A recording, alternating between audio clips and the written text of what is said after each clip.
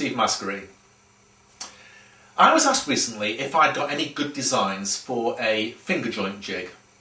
Now this is a finger joint, it's also called a cone joint or a box joint, and it's two sets of fingers which fit together like that.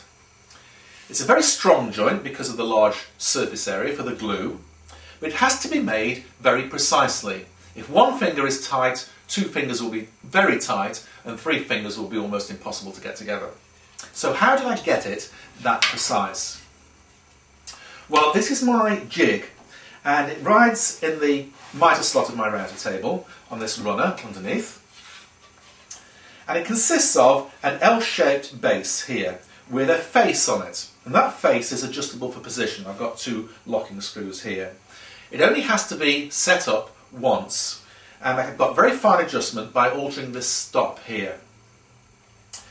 As you'll see later on, I was in for a very pleasant surprise when I made this, but it is actually adjustable. There is also a peg which is fixed to that fence, and this peg is a perfect fit, a Goldilocks fit I like to call it, not too tight, not too sloppy, just right. Perfect fit in the spaces between my fingers of the joint. On the front of it is a piece of MDF with an embedded nut, a Bristol lever, and this piece here, which does two jobs. It keeps my fingers away from the cutter, and it also gives me somewhere to mount a hose for chip extraction. The chip extraction isn't perfect, but it's a lot better than nothing, because this produces a great deal of very fibrous waste which just gets everywhere. So that goes in there like that.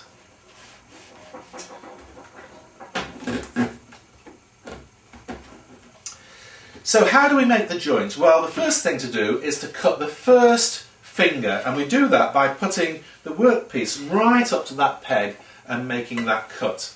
So let's get ourselves dressed up.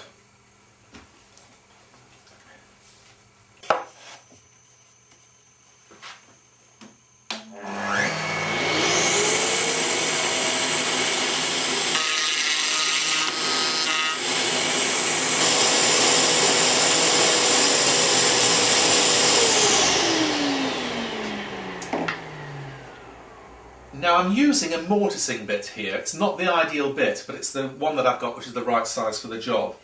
And it's not very good at cleaning out the bottom. If you use a regular router bit, then you'll get a cleaner cut than this. It's not awful, but there's a few bits left. So that's my first finger, and that goes over the peg like that. And the next one, the next workpiece, goes right up to it, like so.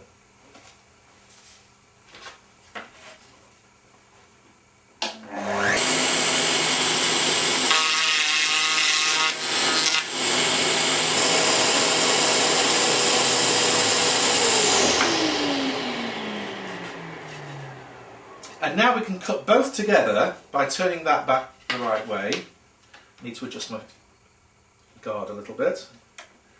And then we can keep cutting the fingers by moving it up over that peg one at a time.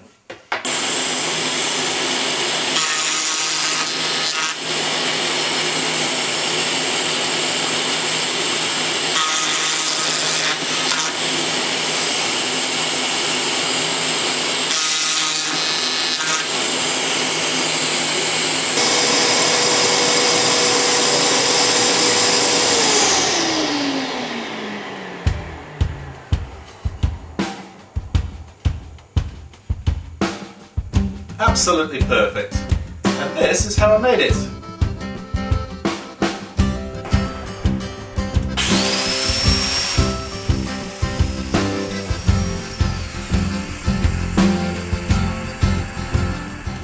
I'm starting with an L-shaped base. I need a couple of slots for adjustment later on, and so I can use a domino for that and the joint too. Well, I've got one, I may as well use it. You can, of course, do just the same job with a router and a biscuit jointer.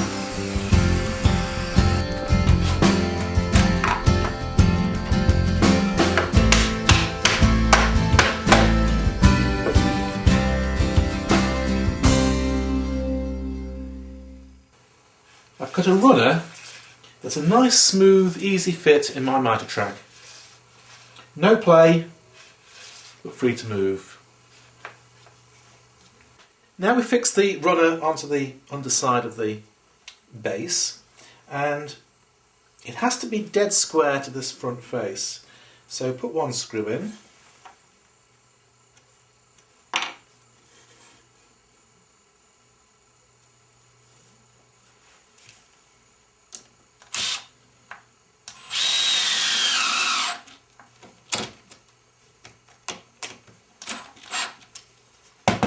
And then the other, when I know that it's right.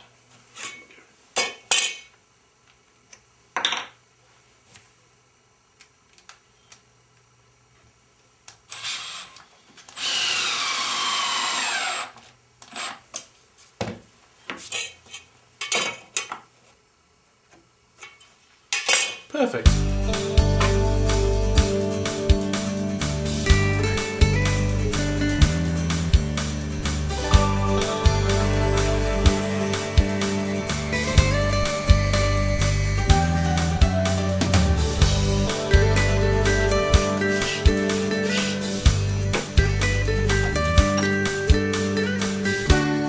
Now this peg has to be a perfect fit in there. I like to call it a Goldilocks fit. Not too tight, not too sloppy, just right. And this will determine how accurate the jig is. So I think that's about right, really. Smashing. Now those of you who've seen my DVDs will know that I'm an ardent fan of the embedded nut. But for this fine adjuster, it doesn't have to be that robust. So I've found a very fine pitch screw. I think this is an electrical screw off a switch plate, and I'm tapping it directly into the wood. And because it's only going to be used once, that's absolutely fine. I don't have to go to the trouble of embedding a nut. So that is tapped directly into the wood. And because it's such a fine thread, it will give me a very fine adjustment on the positioning of these fingers on the jig. So I've glued my fine adjuster to the edge of the front face, and I've got a couple of screws. These are round head screws with a flat underneath the head. And I'm going to fasten this in place at a very particular position. I've cut a little bit of my peg off so that I've got two pieces, and this needs to go in so that there is exactly two pieces between the screw and the main base. So that goes in there like that. And the screws get fastened in there like that.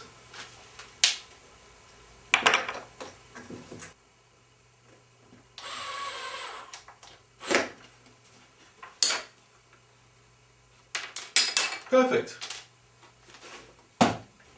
Now we have to lower the cutter because I want it to cut a slot which is exactly the height of the peg. So we'll just lower that down a bit. Too much.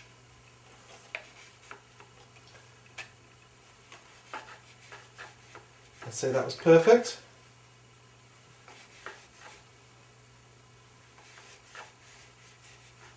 That'll do.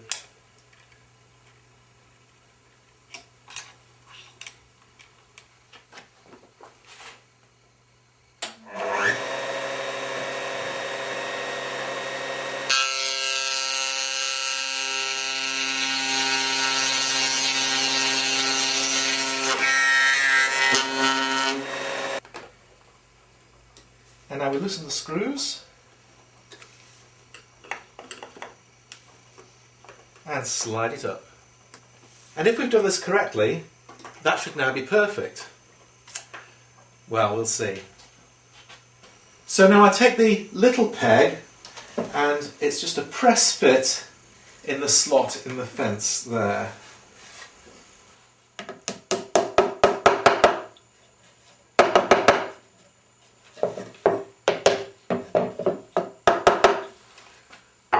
So now we reset the height to match our workpiece.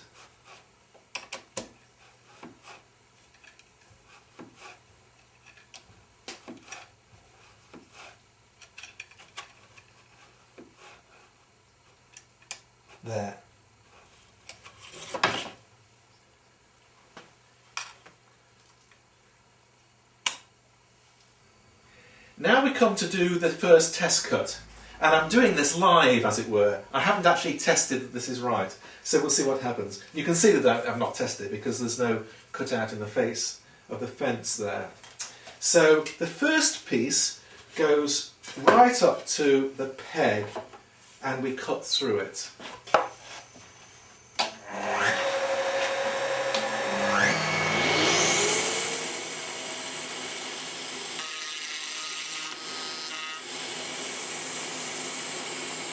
And then we turn it round, just put it over the peg that way, like that, and put the other one up to it.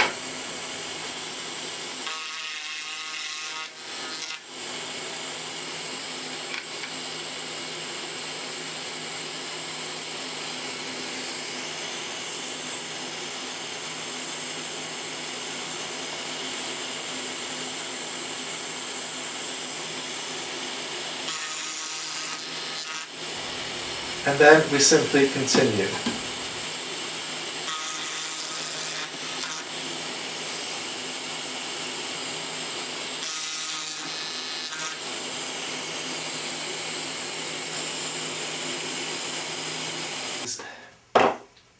Now you can see that there are quite a few loose fibres on this, but if we just rub them off, it's actually quite a clean joint underneath, and let's see if it fits. Oh, look at that! I promise you that is the first attempt. So we don't need the fine adjuster at all, do we? Perfect! I can tell you that the prototype I did last week didn't fit like that. Excellent. Now, of course, when you want to show it going wrong, everything goes tickety-boo, doesn't it? But if that finger joint had not been such a good fit, all is not lost because of this fine adjuster. Now, there are a couple of things that aren't very good about this setup at the moment. And one is the large amount of debris that gets cluttered up over the router table. But the other, and far more serious, is the fact that my fingers are perilously close to that cutter. And when I'm standing on this side, I can't see where the cutter is, especially when I've got a workpiece stood up in front of me. I cannot see the cutter now. So I don't know how close my fingers are to the cutter. And having seen the effects of a router cutter on somebody's fingers, fortunately not mine, I've no wish to take that risk. So I'm going to put a guard and dust collection facility on the front end of this jig, which will solve both problems.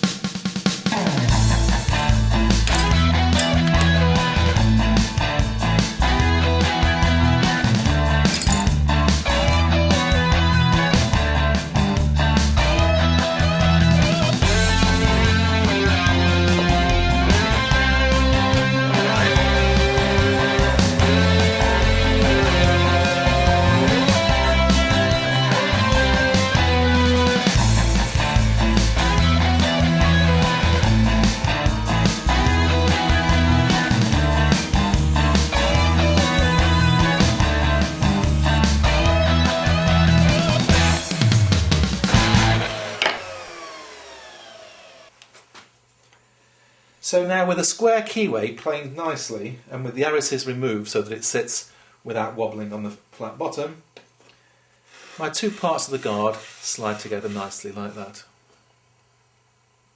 So the next job is to cut a slot for the locking lever, and this is the jig out of Workshop Essentials 2, I think. This is how I cut my mortises. And I've got two stops set.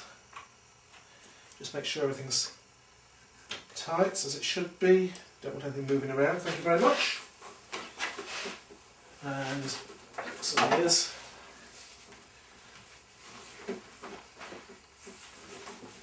There we go.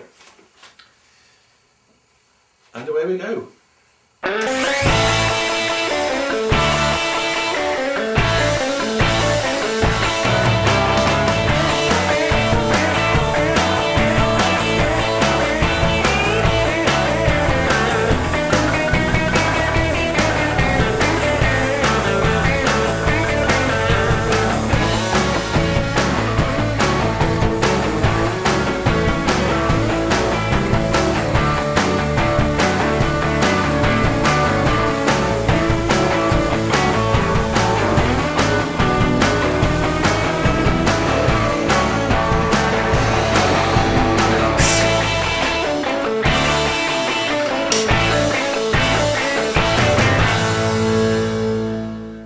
I need to mark where my locking lever is going to go, and with that in there, I put a 6mm drill in there, and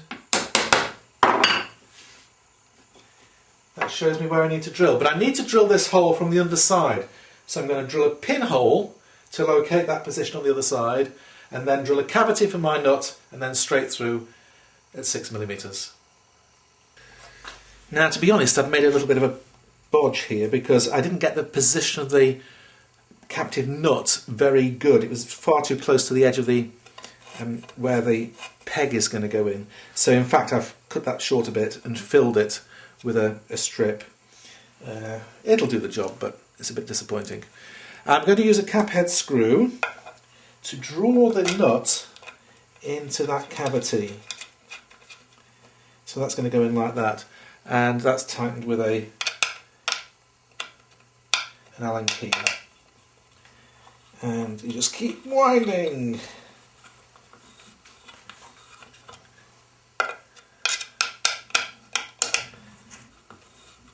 Until that's below the surface.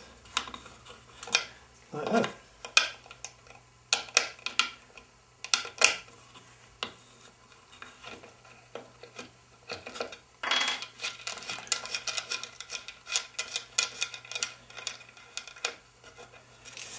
Not the neatest embedded nut I've ever made, but still, it'll do the job.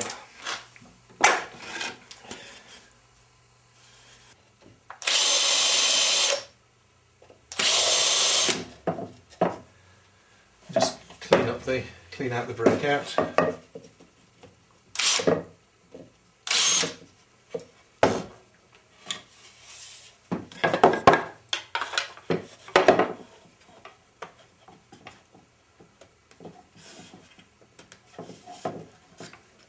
And that will go together nicely with a drop of glue. And finally, I've just got to check that the two parts are the same distance apart. They are. And attach the runner into there as well.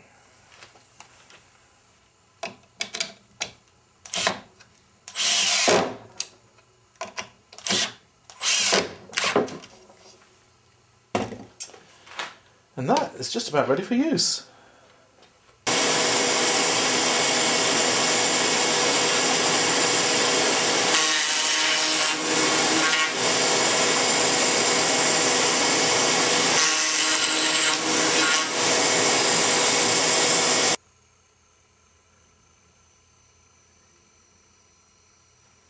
Now, if you like that jig, you'll find plenty more just like it in this series of excellent DVDs from workshopessentials.com. There are 5 DVDs in the series, including this one, the ultimate table saw tenon jig. It really is the best table saw tenon jig anywhere in the world. It's fast, it's accurate, and it's guarded. You can buy the DVDs individually, or you can save oodles of money by buying the complete series in a box like this. So go to Workshop Essentials today and get yourself a bargain. Thank you for watching. Until the next time, enjoy your workshop. Cheerio!